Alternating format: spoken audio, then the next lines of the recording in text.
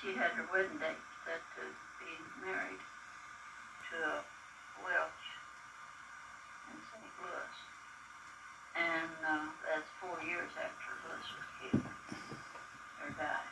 And so word come back of his body be back, shipped back here about that time. So she postponed her wedding for a while.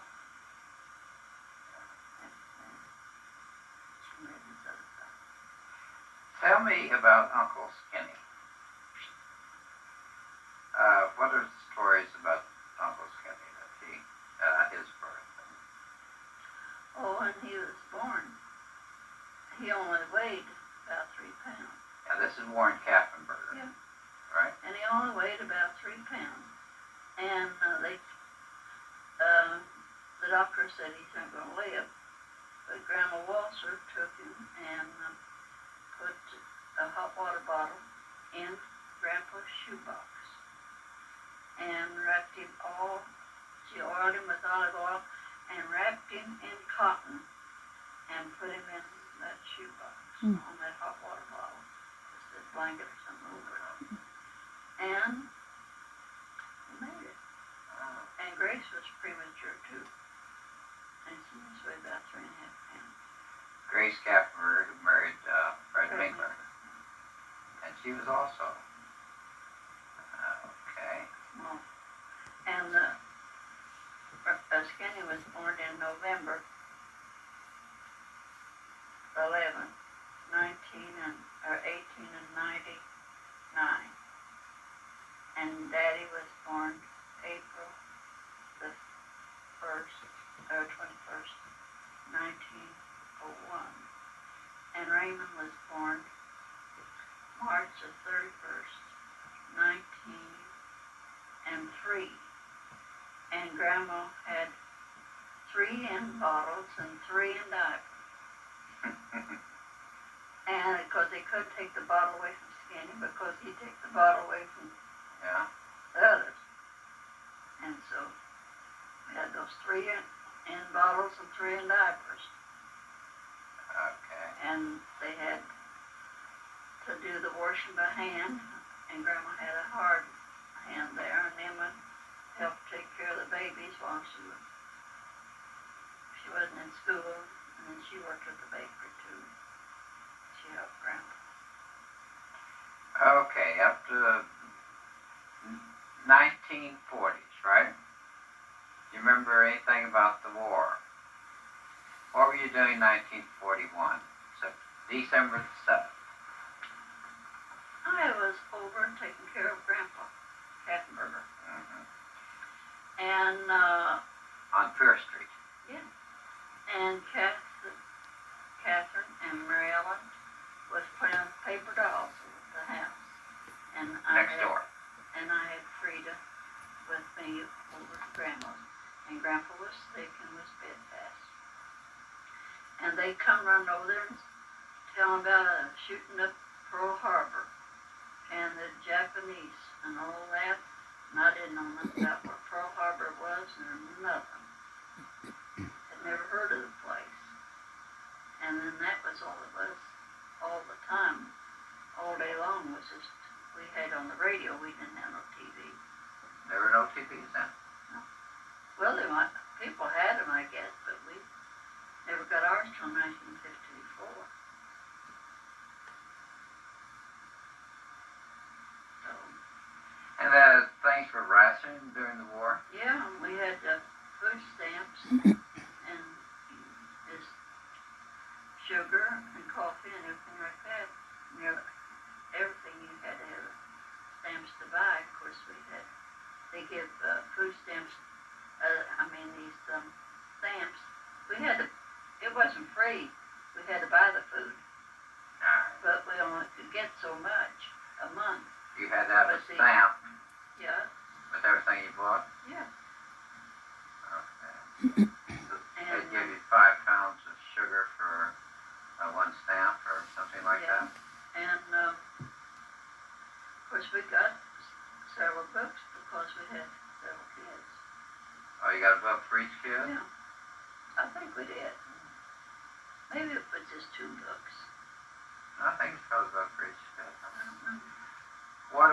did they? Jay, got hurt. All right. The first year he went to school. And what year was that? 19 and it was in March 1934. 1934. And you were living up on Hayes at that time. And he went to school, and that old schoolhouse used to have a big thing dug around it, all the way around. And they was playing cops and robbers, and he was in jail. He was had to set up on the bank of it, and when the bell rang, some kid shoved him, and he jammed his ankle, and he went down to Aunt Annie's, and he called me up, and that was the day I had my teeth all pulled. Okay. And Arthur was still there, and Mama had come in and took care of the kids while I went and had my teeth pulled, because I had neuralgia in my face. I couldn't tell which tooth hurt, and the doctor said they can have them all pulled out. And so his fever was so high and everything, and my mother thought he'd gone into shock from seeing me with my teeth out, but he had hurt his ankle. And Aunt Annie lived right next to the school, didn't she? Yeah. A block from school. Well, it's down there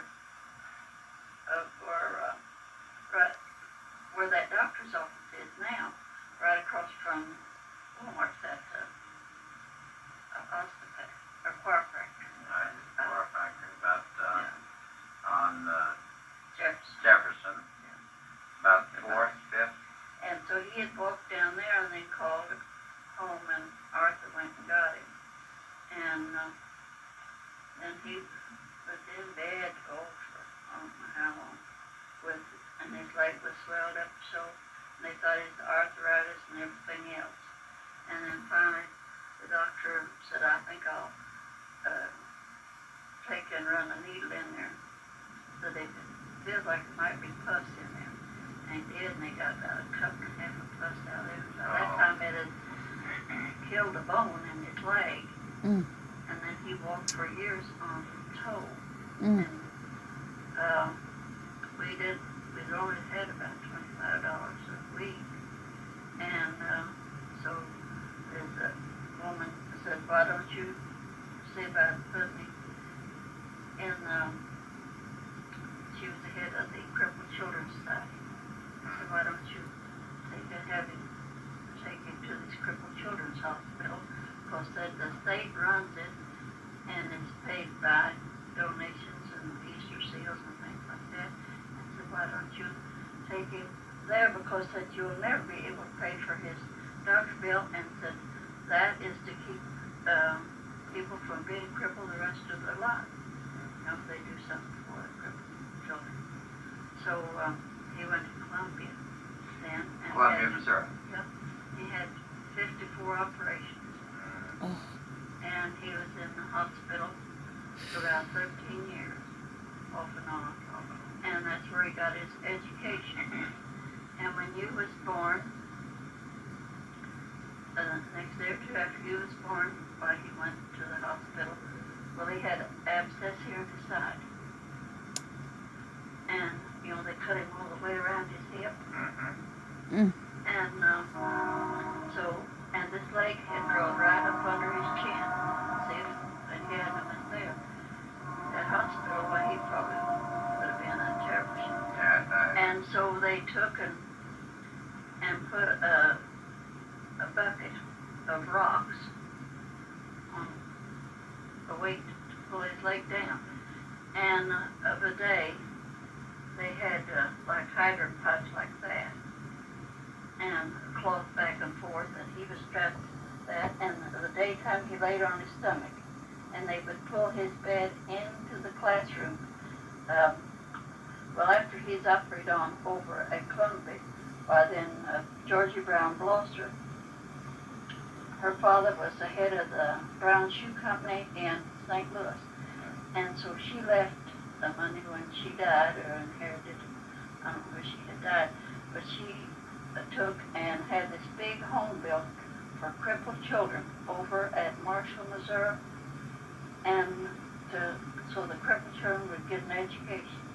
And they was just nurses and school teachers over there. And that's where he went and got his education. And he would, instead of a mattress, that was just boards underneath here, and he's on a frame up above that. And overnight, well, they'd turn that frame over and he'd be on his back. But he's still on that frame. He couldn't move off it and had that weight on his leg that pulled his leg down. And he was in the hospital that time for 13 months. He was walking before he would come home. And we went over to see him about once a month. And it was only 6 years old. He was 6 years old in September, or no, he went to school in November.